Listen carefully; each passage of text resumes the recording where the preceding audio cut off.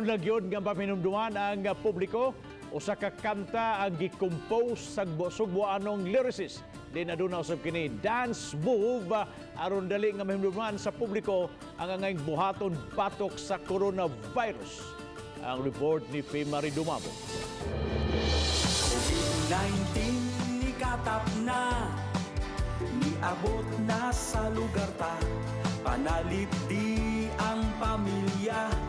Ang kantang Likay COVID-19 ang gipasapasa karon sa social media pagtabang alang sa simple ug makalingaw nga pagpasabot sa publiko kun unsa ang COVID-19. Sigin sa mga mamahimo nga mataptan ug unsaon ang paglikay niini.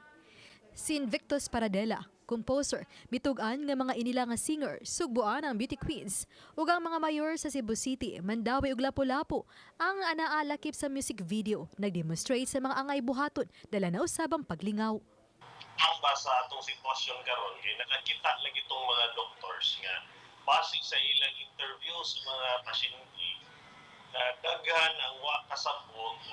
Nang hinaot sila nga ning simple nga paagi, may numduman sa katawan ng mga buhaton ug gidili aron magpadayon kitang tanan nga luwas. Ang sa kung saan pa natin pugos nga luwat mo, tigil sila mo. Not pay, wa man sila kapaungan. So, dako kayong tama niya stars niya.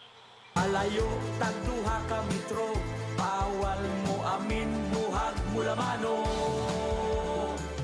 Magpuyo ta sa atong puloy-anan, gawas lang kung kinahanglan.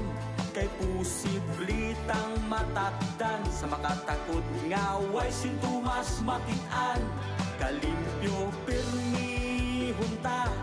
Uban ni Cleofer Lumayag, ako si Fa Marie Dumabok, Balitang Bisdak.